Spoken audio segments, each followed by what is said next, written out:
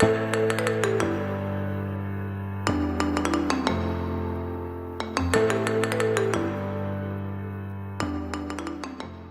morning and welcome back to Highlights Show.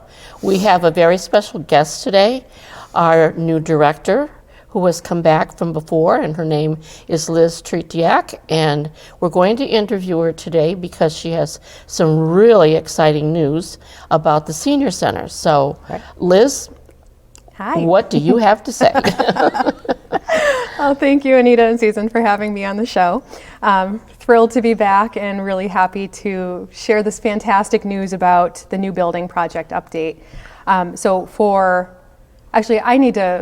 Let me rewind a bunch, because this project, as you know, if you've been living in Littleton, you know that this project has been in the works almost 3 decades, probably at least that much amount of time. And so many people have put so many hours of work into this project, from the COA board, the Friends of the Council on Aging board. We have volunteers who have been going out there and spreading the word. The selectmen have made this a priority for this year to get this building built. And the town administration has been so helpful in guiding us to get to where we are in the process today.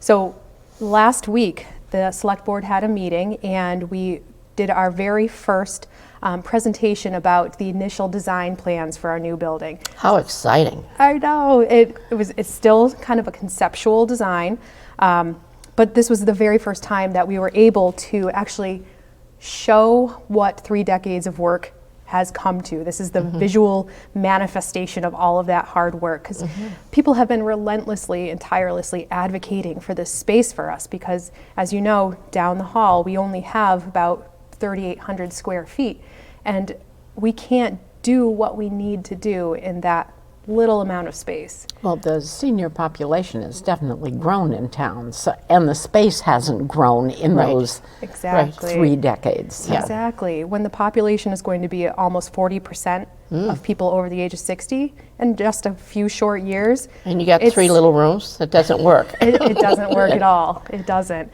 And especially where we're the Elder and Human Services Department, where we're serving people of all ages in town, it's just not conducive to getting our job done.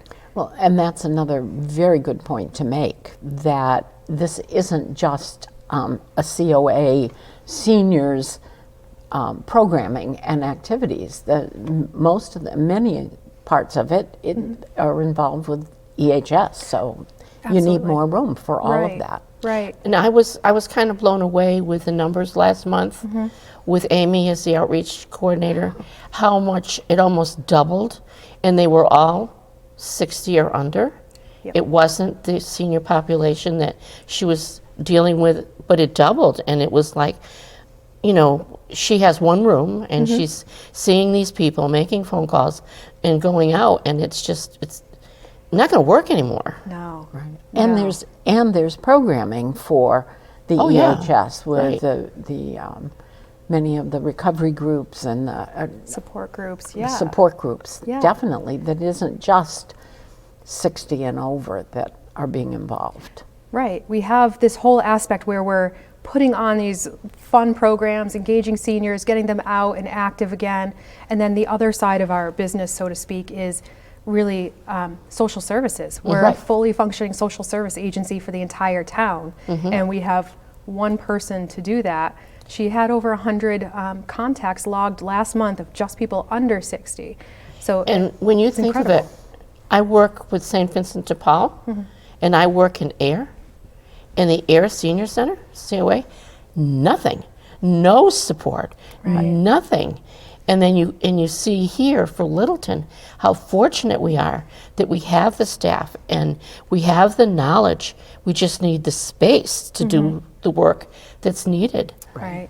Every town in the state has a COA, that's mandated, but every town does not have an EHS department. Right.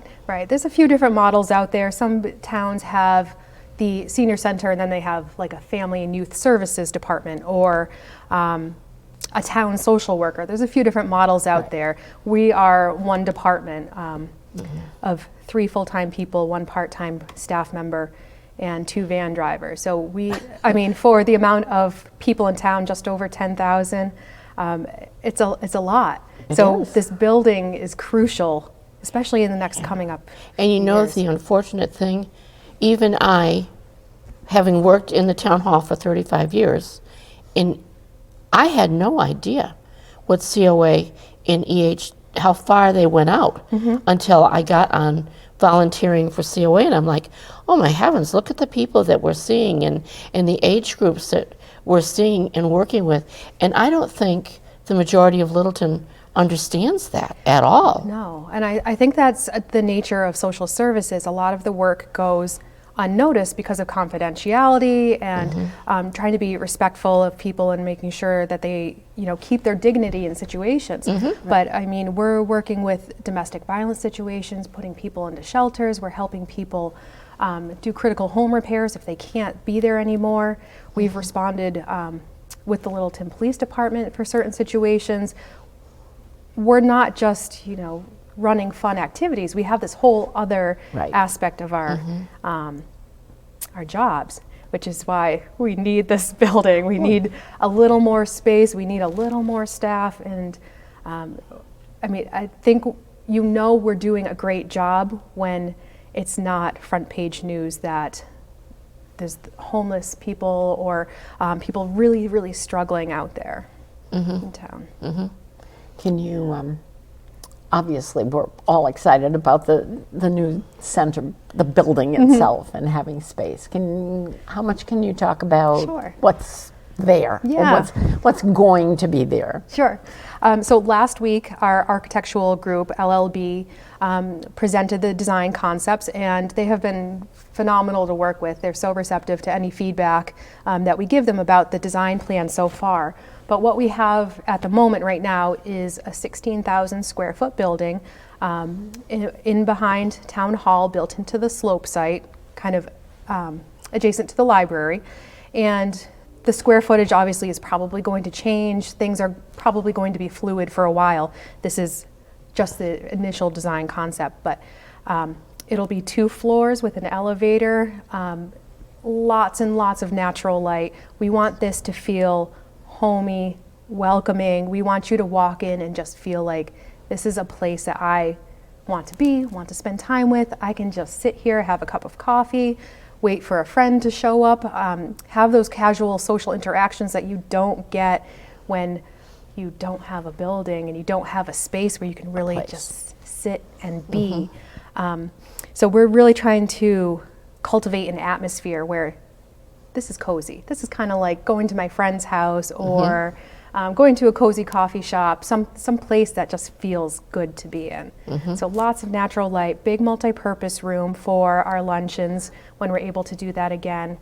The downstairs level is where we have our program rooms, our art rooms, our fitness rooms, wellness space. And one of the really great features on this building design is across the back, which is full of glass windows, there's going to be a wraparound porch with access on both sides, so you can get down off of it. But the porch will overlook the scenery in the back, the ball field. It's going to be a great spot to program, to sit, relax, watch what's going on the field. It's my It's favorite cool part. that grandparents can go watch their grandkids play ball. Yeah. Absolutely. Which is a cool idea. Perfect. Yeah. Well, with the new library, and this is, like you said, bookending the library in the back of Town Hall.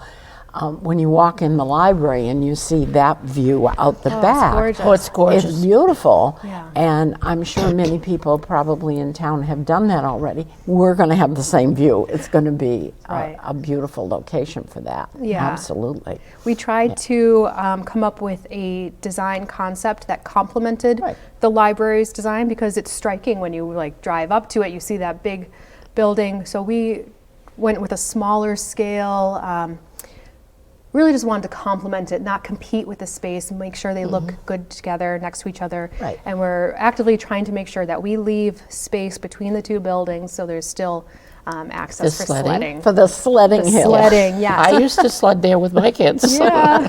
The sledding hill. Somebody brought that up at the meeting the other they night. did, Are they we did. keeping the sledding hill? Yes, yeah. we're trying to. We're doing everything in our power to keep that sledding hill and to make sure that we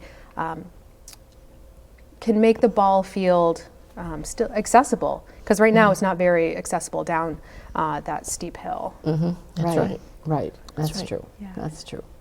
So we're all definitely excited about these Yes. plans. Yes. Oh. So going forward, I know there had been talk that the funding for the actual building would be at the Springtown meeting if everything came lined up the way it was supposed to.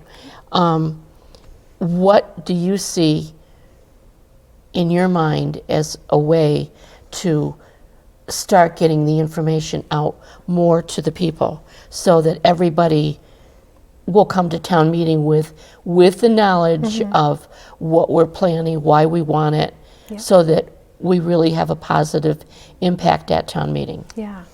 So right now, LLB is finishing up the feasibility study.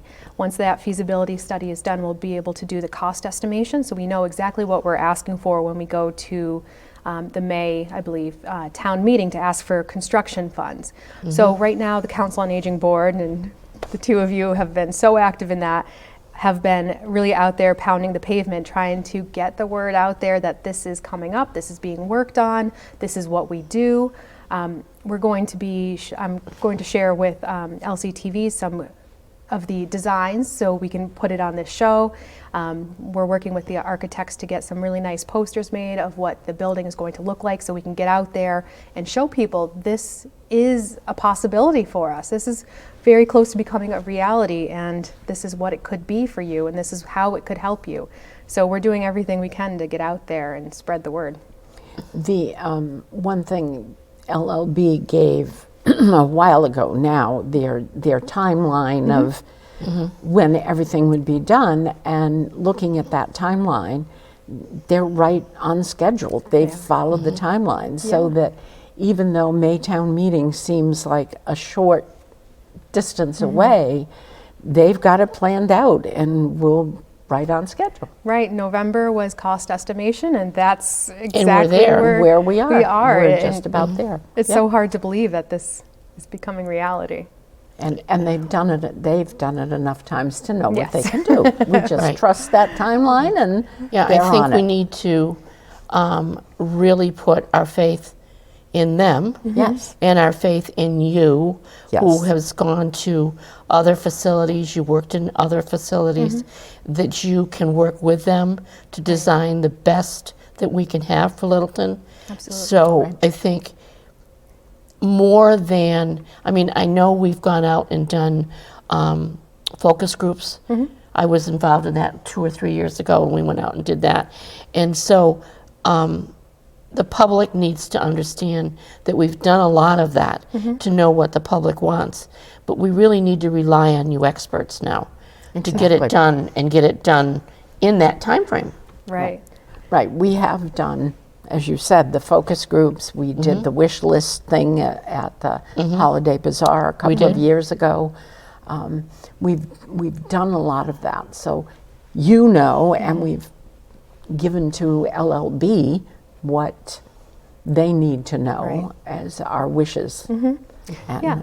And after the select board meeting, I did hear some feedback from a few folks, and I was able to meet with LLB yesterday and share some of that feedback about certain aspects of the design, and they're so receptive to tweaking things, to telling me why certain hallways look the way they do, why there's 2 points of egress on this floor as opposed Has to to be. different things. So we are, we're getting there, you know. We It's have a- to be mindful of the whole handicapped issue and elderly issue. Yep, make sure Which it's is different than a accessible. regular building. Right.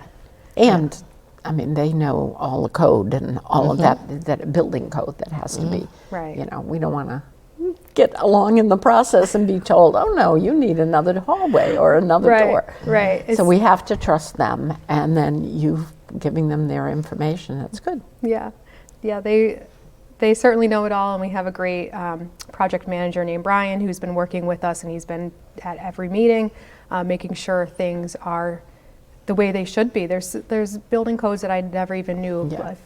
Like a certain hallway can't be longer than 20 feet long if it's a dead end. Things like that I would have never thought about or even considered. But it's the space back there is limiting. So we have like this rectangle shaped building, and we can only do so much within that rectangle. So we're making sure that we're maximizing the space that's there, and including things like storage and things you might not think about. Meeting spaces, smaller meeting spaces, room for expansion of staff for the future. So it's been a big process. Yeah, Right. yeah. And when you visited other facilities too, you probably, they probably said things like, "Oh, we didn't build enough Yeah. storage or enough." Don't do this. Yeah, or don't do this, right? Yeah, yeah. Yeah. Right. And it's good that the town administration was involved in those visits. Oh, that's because true, now too. when you say, hey, we really need, they know because they were there with the Right. architect and you, and they saw in all the other places, well, this works, but this doesn't work, you Right. know, and Yeah. We've had a lot of support, and we that's have over this last year, we've had a lot of support. and that's been really good. Now, do you have plans for informational meetings for the public? Yes, so coming up, we will be having a table at the holiday fair, and that is December 4th? Yes. Yes. So we'll have an informational table there, and then stay tuned for January, February, March. We'll be out there showing everybody the progress. Do you plan to have like meetings at night, informational meetings with people if they want to come and, find out what's going on? Or Absolutely, definitely. We'll do, we'll span a whole bunch of different time ranges for people who might not be able to make it during the day, who can come in the evening for a charrette, so to speak, of what the building is and what it looks like and what it can provide to the community. Okay, so we're looking forward to Yeah. taking Very part in exciting. those. a lot of Yeah, work, yeah. but it's exciting. Very exciting. Yeah. Very exciting. Thank you so much. Yeah. Is there anything else that you would like to talk about while you're here as the new director? Feel free. This is your stage. This is your chance. Yeah. I just want to thank everyone for being so patient with us while we're navigating the bizarreness of not being in COVID, but being in COVID time still, and what's safe, what's not safe. So thank you for bearing with us as we figure out things like program participation and attendance and how many people and how much space we're doing. And we're open to hearing any feedback from anyone about programs that they want to see or programs that they wish were virtual so they could also attend, hybrid programs, things like that. So please don't hesitate to give us a call if you have an idea. I know just with the craft class, we had it last week and we had 18 people and they were just thrilled to be out again. Just thrilled to be out and be able to talk amongst themselves and not be that cooped up, like they were for a year and a half. Right. It's been a challenge to do things safely, but like our Loving Stitches knitting group, we've moved that to a bigger room so people can have more space between them. Carol Wing's Stretch and Flex class is now hybrid, so you can attend it in person and do it at home if you don't feel comfortable being in person for an exercise program. So we're really trying to be flexible and make all of our programs accessible for people, no matter what your comfort level is. Yeah. That's Doing that's a good hard. job too. It's hard. Right. Yes, doing a good job. Got a great staff. Makes it happen. It does. Okay, well, thank you very much for Thank coming you. to our show Yeah. today. Thanks you. for having me. Yeah. I'll see you next time. Oh, yeah, for sure. Yes. We'll have you back for sure. Yes. Thank you. Thanks. We're sort of back again after our wonderful talk with Liz. So this month we're going to have a very short announcement section. There are many things in the broadcaster for the month of December, but there were a few that I thought maybe we should highlight. Be sure to check your broadcaster for all the other exciting events that are held every month at EHS COA. One of the things will be a senior conference held by Senator Eldridge, State Senator Eldridge. He holds a senior conference every year, and it will be entirely Zoom. It will be on December 9th at 11 o'clock. It runs from 11 to 3, but there are many sessions during that time. We'll be talking about, speakers talking about senior resources, financial information, how to do family planning, and an exercise session too.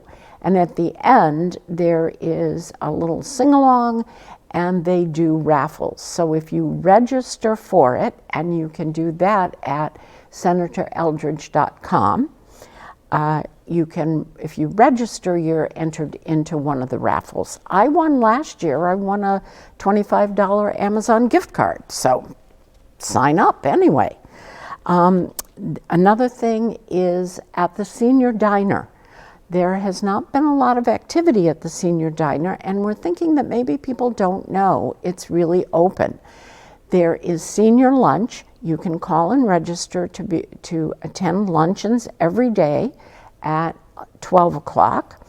And then there are 2 special breakfasts. The men's breakfast will be on December 22nd, and that's from 7:30 to 9:30.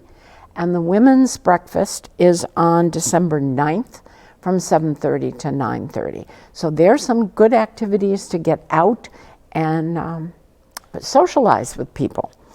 Another thing is new this month is coloring and conversation, and that will be on the 6th of December at 2 o'clock in room 233. And another activity, or not activity, but event, is under the Learn and Lunch series that started a few years ago. And this month on December 6th, we'll be with Badger Funeral Home doing information about pre-planning and options there. And it will include a lunch. It's at 12 o'clock. And then another one, especially for, or exclusively for shut-ins, is Book and Bite. The EHS COA is partnering with the library, and you can request a book, or probably more than one book, and a volunteer will deliver it to you, and along with a special treat, and that is also being sponsored by Market Basket. So those are some of the new and exciting things for December. And craft. A little voice over on this other side of me reminded me, we do have the craft class, which isn't a new one for December, but it's our big one for December. And that's the green centerpiece, and that's on the 8th at 1 o'clock. So that's another one to call and register. And all of those events call and register for. So hope to see you at some of these events in December. Thank you.